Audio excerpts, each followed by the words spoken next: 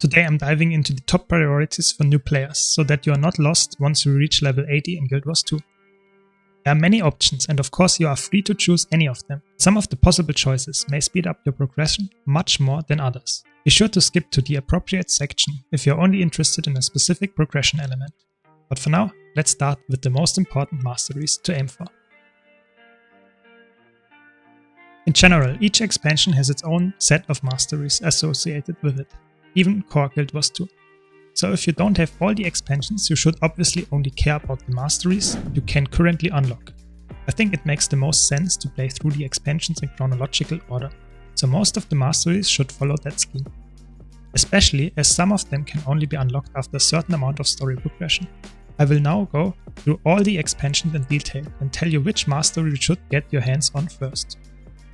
If you just want my summarized recommendations, skip to the next chapter. Let's start with the core game.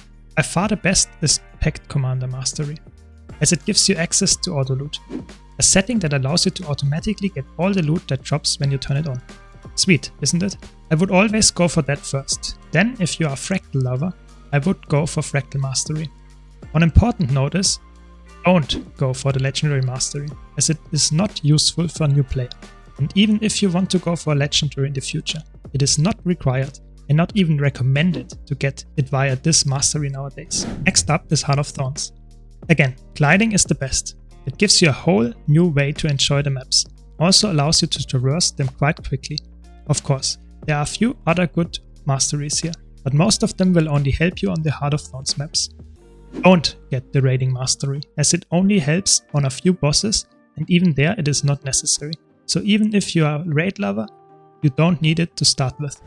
For Path of Fire, I would recommend going with the Mount Mastery you enjoy the most. Special mention goes to the Oreen buffs, as they can come in handy in some situations, giving you an endurance boost to move faster or a cool jump to dismount more effective. The Skyscale is the flying jack of all trades when it comes to mounts, and should be your priority once you have completed your first mount.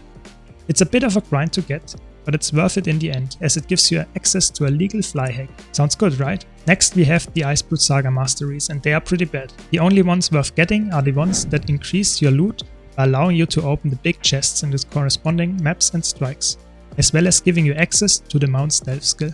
This allows you to sneak through enemies without getting dismounted, which can come in handy in some situations. Now on to End of Dragons. The Jadebot can be useful for various reasons, but is not really necessary for almost any map outside of End of Dragons. Arborstone Revitalization can give you some free weekly gold with antique summoning stones, but they are quite cheap these days, so it's not the highest priority in my opinion. If you want to make some very good gold per hour, fishing can be really lucrative with the Fishing Mastery.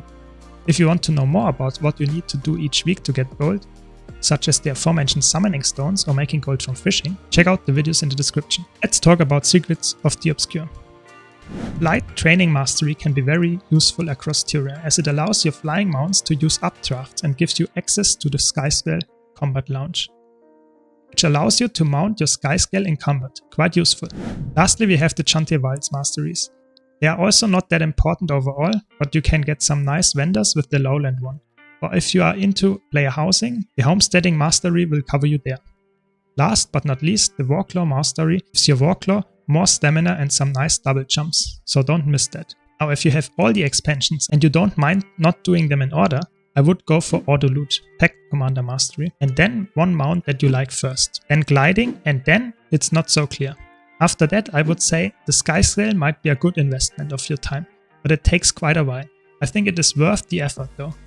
After that it depends on what content and expansions you play. Getting the aforementioned valuable masteries in every expansion is a good bet. Now enough about masteries. Let's talk about gear, shall we? I'm only going to explain my recommended gear path here and not go into detail about how gear attributes work. So if you want to learn more about stats in Guild Wars 2, check out the video in the top right hand corner. And if you want to see more helpful videos for new players and veterans alike, be sure to subscribe to never miss out on the latest tips and tricks, such as gold farming. Let's start with the exotic gear. Exotic gear is the second highest gear level and is very easy to obtain. You can even buy it at the trading post or get it with the level 80 boost.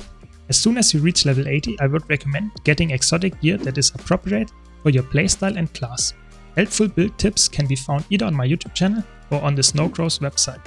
link in the description below. Once you have full exotic gear, you can choose to get the 5% stat boost that Ascended gear provides by going for full Ascended gear. It has to be said though that you don't need Ascended gear for any content in Guild Wars 2, with the exception of high-level fractal dungeons. My main advice is to stick with a class that you enjoy and get Ascended for it. And then you can consider switching to another class if you really want to try something else. Let me know in the comments if you would like to see a dedicated Ascended gear acquiring guide in the future. Once you reach level 80 in Guild Wars 2, I would also recommend that you check out the 2 competitive game modes, World vs World and PvP. Yes, you can technically go there before level 80, but you will probably be farmed. It might happen at level 80 anyway. Still, I think these modes are the pinnacle of Guild Wars 2. And they have endless content because they are entirely player driven. World vs World has its own experience system that you can grind for years to become a god of World vs World. These level ups can also be used to unlock World vs World specific masteries that will allow you to become more proficient with an arrow card or give you access to more useful merchants in the mists. PvP also has its own experience level system, but this is purely a reward system and can be grinded endlessly. However, you will need to be at least level 20 to participate in ranked PvP matches. This will take a few hours, but will teach you the basics of Conquest PvP by throwing you into the game mode. Now on to some more general gold goals you might want to aim for.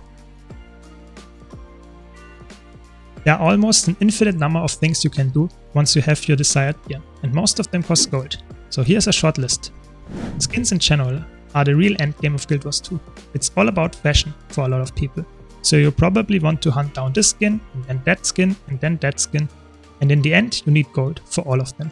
This is the typical goal of the average Guild Wars 2 player, to collect gold to spend on the next flashy skin. Legendaries are the ultimate prestige item in Guild Wars 2, as they are very flashy and practical, but also very expensive. So they are obviously a nice long-term goal. However, they have the same stats as Ascended gear.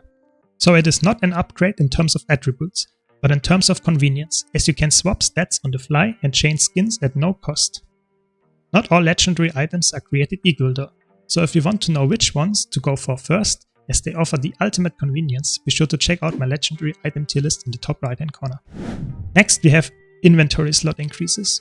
Getting bigger and more bags is a decent goal to go for, especially if you only plan on playing one character, as it is not account-wide.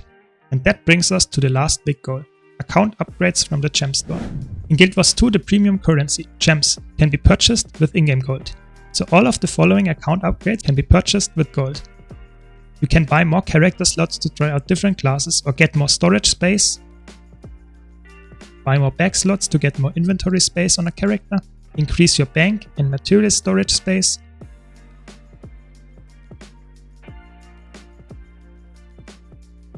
get infinite utility tools and many more cool features.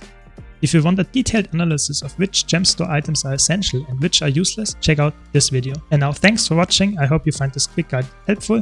If you did, why not leave a like and subscribe for more helpful videos in the future.